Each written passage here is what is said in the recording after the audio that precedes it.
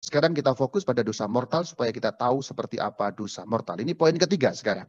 Kalau kita membaca KGK 1857 dikatakan, supaya satu perbuatan merupakan dosa berat harus dipenuhi secara serentak 3 persyaratan. Jadi suatu dosa disebut mortal kalau ada 3 persyaratan yang terpenuhi. Atau 3 hal yang dilakukan secara serentak. Serentak berarti harus bersamaan. Tidak bisa tertinggal salah satu. Barulah dosa itu disebut sebagai dosa mortal, dosa yang membuat maut, dosa yang membuat kita langsung masuk neraka. Kita lihat apa itu. Dosa berat, artinya dosa mortal, saya langsung terjemahkan dengan terjemahan saya tadi itu. Dosa mortal ialah dosa yang mempunyai materi berat, itu yang pertama. Yang dilakukan penuh kesadaran, itu yang kedua, dan dengan persetujuan yang telah dipertimbangkan. Ini kalimat. Kalimat biasanya tidak terlalu gampang dipahami. Sekarang saya langsung buat menjadi bagan supaya gampang dipahami. Suatu dosa disebut mortal atau kita bisa menimbangnya sebagai mortal kalau ada 3 syarat serentak dipenuhi. Saya ulangi, serentak dipenuhi. Serentak berarti bersamaan, simultan, tidak bisa tertinggal salah satu, yaitu materinya berat. Yang kedua penuh kesadaran, yang ketiga persetujuan. Ini belum terlalu jelas, saya jepangkan sekarang.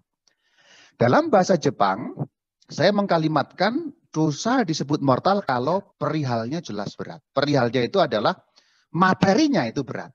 Contoh materi berat membunuh. Pembunuhan itu sesuatu yang berat karena apa? Menghilangkan nyawa orang. Menghentikan kesempatan orang untuk hidup. Bahkan juga kalau misalnya dia sudah punya anak istri yang harus diberi nafkah, berarti juga mematikan nafkah anak dan istrinya. Itu berat, jelas berat. Karena membuat kerugian yang sangat tidak kecil, ya sangat tidak kecil, artinya berat sekali. Jadi perihalnya itu sendiri berat. Pembunuhan contoh yang gampang ya, pembunuhan. Termasuk aborsi tentu saja. Aborsi kan berarti menghilangkan kesempatan hidup seorang manusia dalam kandungan. Perihalnya. Tetapi kemudian KGK yang sama masih kalimat lanjutannya, yaitu masih KGK 1858 bicara mengenai bisa lebih berat, bisa kurang berat. Artinya bisa berkurang kadar salahnya, kadar mortalnya. Dikatakan dosa-dosa dapat lebih berat atau kurang berat. Contoh, pembunuhan lebih berat daripada pencurian, tentu saja. Karena pencurian tidak mengakibatkan nyawa orang lain melayang. Dia masih punya kesempatan hidup, meskipun mungkin memang kerugian yang ditimbulkan besar. Pembunuhan jelas menyelesaikan semuanya. Itu yang dimaksud dosa yang satu, meskipun sama-sama mortal, maksudnya begitu, tapi bobotnya bisa berbeda. Juga dikatakan sifat orang pribadi yang dilecehkan. Contoh, tindakan keras terhadap orang tua itu lebih berat daripada kepada orang lain. Itu yang dikatakan bisa lebih kurang bobotnya, bisa kurang bobotnya, bisa lebih, bisa kurang. Tapi sama-sama mortal. Pembunuhan dan perzinahan itu bisa lebih berat, bisa lebih kurang. Juga dalam hal perbuatan pembunuhan misalnya, pembunuhan yang direncanakan dengan pembunuhan karena membela diri sama-sama mortal. Tetapi tentu yang satu berat, yang satu kurang. Itu yang dikatakan begitu. Kemudian dalam kalimat lanjutan KGK pada poin selanjutnya 1859 dikatakan dosa berat menuntut pengertian penuh dan persetujuan penuh. Ia mengandaikan pengetahuan. Nah itu yang dimaksud pengetahuan. Dosa yang disebut mortal dapat menjadi tidak mortal ketika orang tahu. Tetapi memang ada kenyataan lain yang dikatakan bahwa di dalam bahasa asli dikatakan plenum cognitionem, kognisi. Kognisi berarti pengetahuan dan plenum konsensus berarti tahu. Berarti suatu dosa disebut mortal ketika kita tahu dengan kognisi, kognisi berarti dengan pikiran atau dengan pengetahuan, kemudian dengan konsensus berarti kita setuju atau memilih melakukan itu. Itu yang dimaksud dengan mortal. Maka dikatakan dosa berat atau dosa mortal mencakup persetujuan yang dipertimbangkan secukupnya supaya menjadi keputusan. Berarti kita memutuskan untuk melakukannya. Kita tahu membunuh itu berdosa, dan kita tahu itu merupakan materi berat, kita sudah tahu ada pengetahuan, tapi dilakukan juga, berarti diputuskan untuk melakukan, karena free will kita itu menjadi dosa mortal. Ada satu catatan dalam KGK 1859, ketidaktahuan yang disebabkan oleh kesalahan tidak mengurangi. Maksudnya apa? Orang bisa tidak tahu dalam arti pura-pura tidak tahu itu maksudnya. Tegar hati. Nah tegar hati itu menganggap enggak apa-apa. Orang lain juga korupsi kok. Contoh di Indonesia ya, plus 62 ini kan marak sekali korupsi ya. Nah sebenarnya kalau orang korupsi itu dosa mortal sesungguhnya, apalagi itu jumlah uang tidak kecil, itu mortal, dikatakan mencuri, apalagi mencuri korupsi. Tapi ketegaran hati mengatakan semua orang melakukan itu loh. Kalau sekarang kita tidak melakukan, bagaimana kita menjadi kaya contohnya? Di Indonesia semua orang melakukan kok. Itu yang dinamakan ketegaran hati. Itu tidak mengurangi. Tetapi ketidaktahuan bukan karena salah pribadi dapat mengurangi kesalahan berat. Contoh, ada orang yang tidak terdidik dengan baik dengan katekese, dia tidak tahu bahwa aborsi itu pembunuhan. Ada orang memang tidak tahu. Dalam beberapa pembicaraan, ada orang Katolik yang memang tidak tahu bahwa dia menganggap kalau belum lahir sebagai manusia itu belum manusia. Nah itu memang pendidikan katekese mungkin dia tidak terlalu ngerti atau pendidikan juga kurang, pengetahuan, pengalaman dan lain sebagainya. Itu yang dinamakan ketidaktahuan bukan karena kesalahan pribadi. Dikatakan mengurangi tanggung jawab. Bahkan bisa menghapuskan sama sekali. Mungkin ada suku-suku terpencil yang baru terima Katolik dibaptis baru 2 hari. Dia melakukan sesuatu yang bertentangan dengan hukum moral tapi bukan karena hal yang lain, tapi karena murni tidak tahu. Itu bisa dikatakan menghapuskan sama sekali. Berarti bahasa gampangnya yang tadinya dosa mortal bisa berubah menjadi tidak mortal. Di mata Allah tentu saja. Tetapi memang KGK juga memberi catatan lain bahwa 1860 dalam Katekismus Gereja Katolik mengatakan, tetapi harus kita ingat hati nurani manusia bicara mengenai prinsip moral. Meskipun belum pernah dengar Injil, meskipun belum pernah dengar yang namanya Alkitab, meskipun belum pernah dengar yang namanya moral Katolik, meskipun belum pernah dengar namanya pelajaran agama Katolik, tapi hati nurani manusia membimbing. Manusia yang tidak kenal Injil pun tahu membunuh itu salah. Itu yang dimaksudkan. Prinsip-prinsip moral di dalam hati manusia. Itu yang dimaksudkan. Berarti sebenarnya setiap manusia meskipun tidak sempurna, juga mengenal prinsip-prinsip moral meskipun dia belum pernah mendengar pengajaran gereja. Suku-suku terpencil itu mereka tahu kok. Menghormati orang tua itu suatu kewajiban. Yang gitu-gitu yang saya maksudkan. Mencuri itu salah, itu tahu. Hampir seluruh kehidupan di dunia ini, sekalipun yang belum pernah dengar Injil, tahu mencuri itu salah, membunuh itu salah, mengambil pasangan orang itu salah. Itu yang dimaksudkan prinsip-prinsip moral di dalam hati manusia itu begitu. Hati nurani manusia di seluruh dunia itu bahasa gampangnya sudah kayak ditanami chip oleh Tuhan untuk tahu membedakan apa yang sesungguhnya sesuai kehendak Allah dan tidak sesuai. Meskipun kadang berada dalam keadaan tidak sempurna. Nah, Injil memberitahu supaya menjadi sempurna. Namun dikatakan catatan lain, dosa karena sikap jahat atau karena keputusan yang dipertimbangkan mempunyai bobot paling berat. Sikap jahat berarti diniatkan. Berarti kalau dalam bahasa hukum, kejahatan terencana. Itu maksudnya sikap jahat. Itu yang paling berat. Paling berat itu kalau sesuatu yang kemudian direncanakan, contohnya suatu pembunuhan yang direncanakan. Suaminya saya bunuh supaya istrinya saya ambil. Nah itu contohnya, itu yang dinamakan sikap jahat, sesuatu yang diniatkan untuk dilakukan. Itu bobotnya paling berat. Tentu ini semua ukuran di mata Tuhan. Gereja merumuskan ini untuk memberitahu kita supaya kita tidak salah dalam melangkah.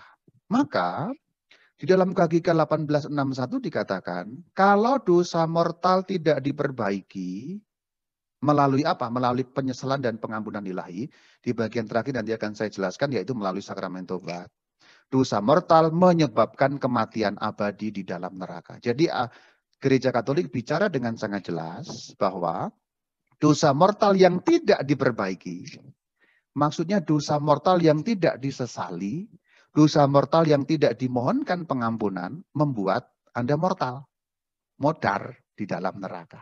Sekali Anda membunuh orang, Anda tidak menyesal dan tidak mohon pengampunan, kalau Anda mati, Anda di neraka. Itu yang dimaksudkan dosa mortal itu seperti itu. Apakah dosa mortal bisa diperbaiki? Bisa. Nanti di bagian terakhir akan saya jelaskan bagaimana memperbaiki dosa mortal itu. Tetapi kalimat lanjutannya, penilaian tetap ada pada diri Allah yang menilai manusia secara adil dan maha rahim.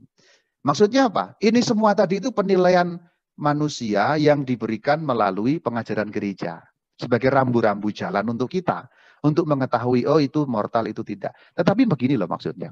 Sama-sama membunuh, motifnya itu bisa beraneka ragam dan tidak satu rupa. Sama-sama mencuri, motifnya itu bisa beraneka ragam.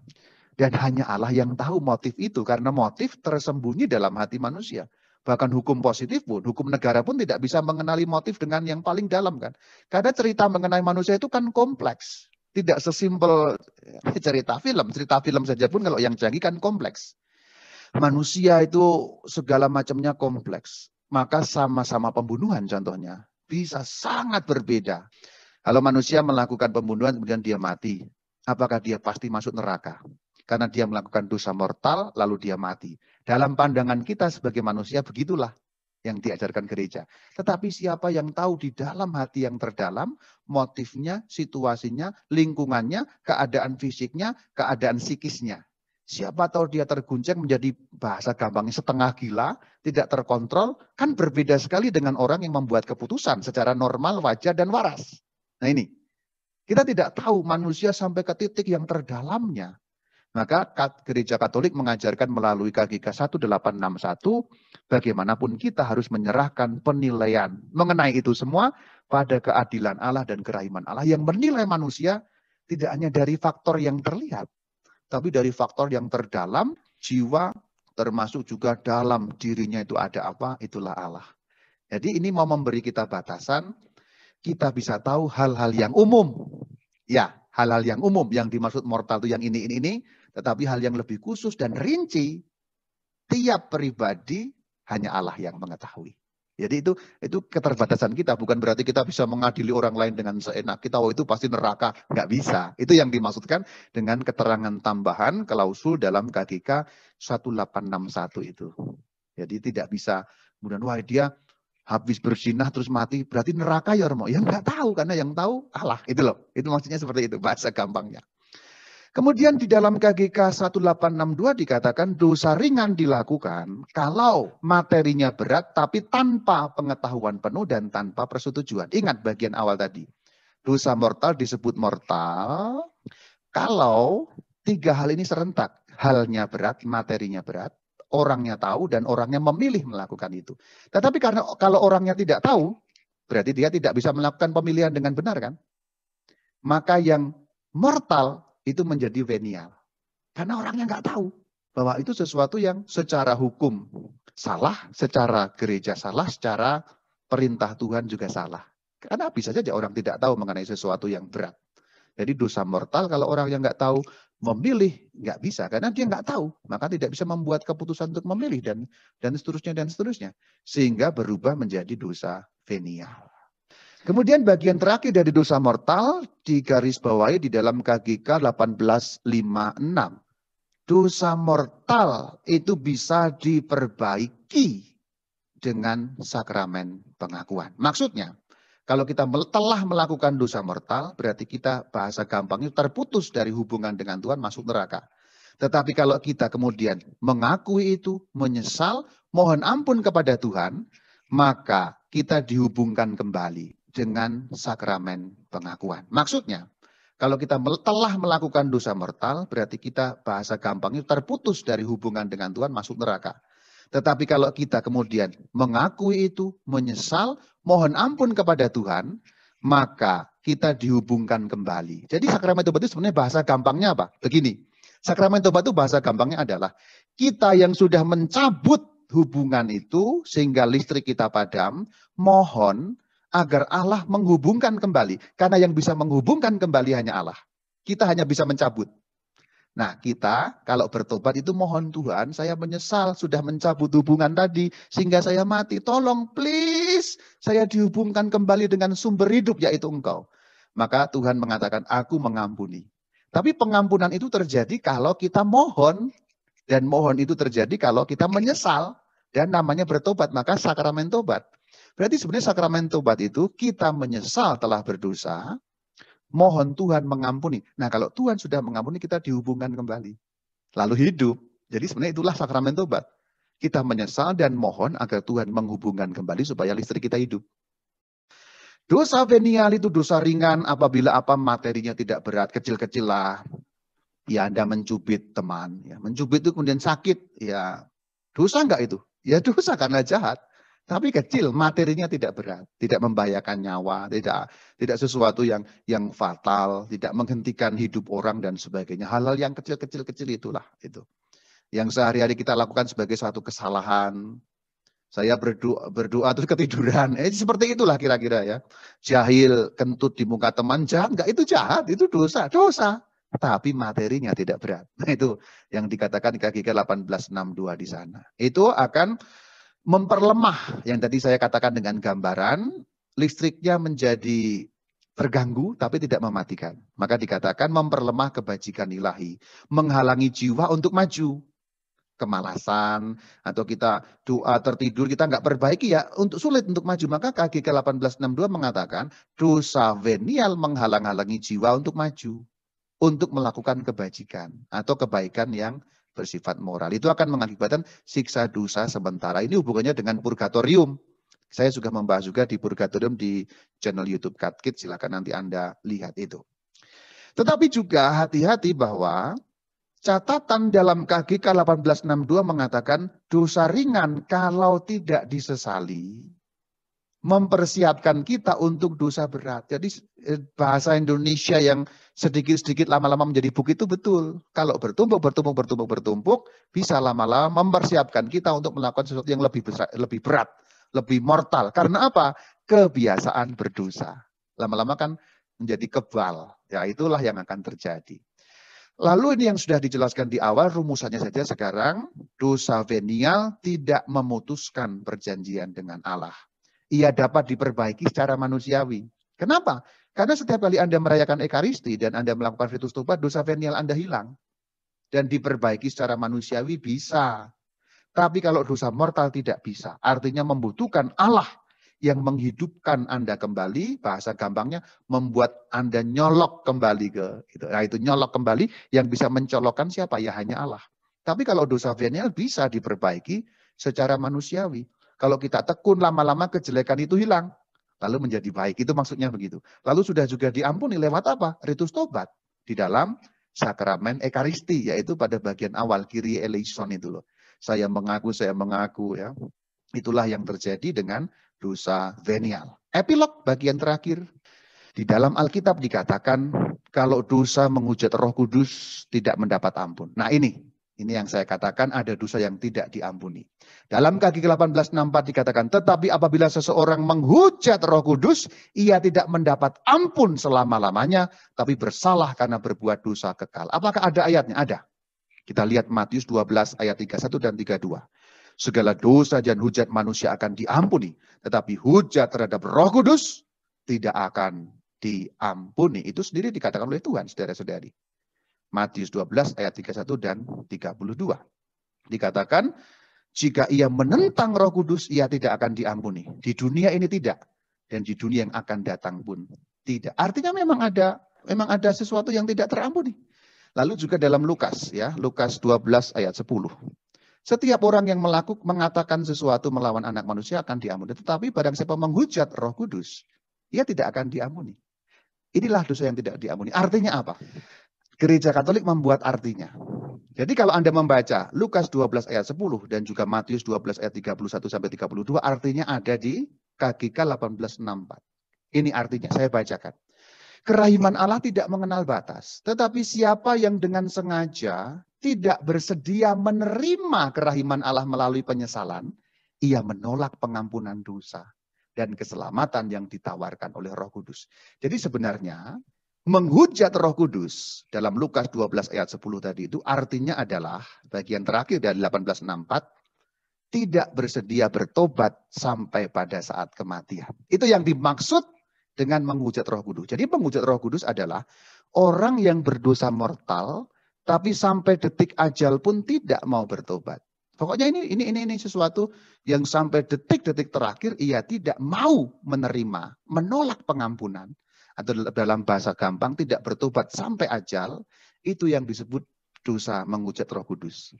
Pertanyaannya adalah sebenarnya apakah Allah tidak mau mengampuni atau memang tidak bisa diampuni? Jawabannya adalah orangnya sendiri tidak berniat diampuni. Orangnya sendiri tidak membuat dirinya diampuni. Jadi sebenarnya Allah mengampuni semua dosa. Tapi kalau orang menolak pengampunan, bagaimana dia bisa diampuni? Itu maksudnya. Kalau sampai detik terakhir dia tidak mau bertobat, detik terakhir dia tidak mau menerima pengampunan Allah, berarti kan sesungguhnya Allah pun dia tolak. Pengampunannya Allah pun dia tolak. Itulah arti dari dosa menghujat Roh Kudus. Jadi sesungguhnya Gereja Katolik sudah membuat arti dari Lukas 12 ayat 10 tadi pada KGK 1864. Orang yang menolak pengampunan Allah. Kalau pengampunan Allah ditolak, bagaimana diampuni? Nah, itu maksudnya. Jadi sesungguhnya semua dosa memang diampuni sejauh orangnya mau diampuni. Karena free will. Allah memberi kita kebebasan. Free will, kehendak bebas. Allah memberi kita kebebasan. Mau tetap menyatu, terikat, atau melepaskan diri dari ikatan.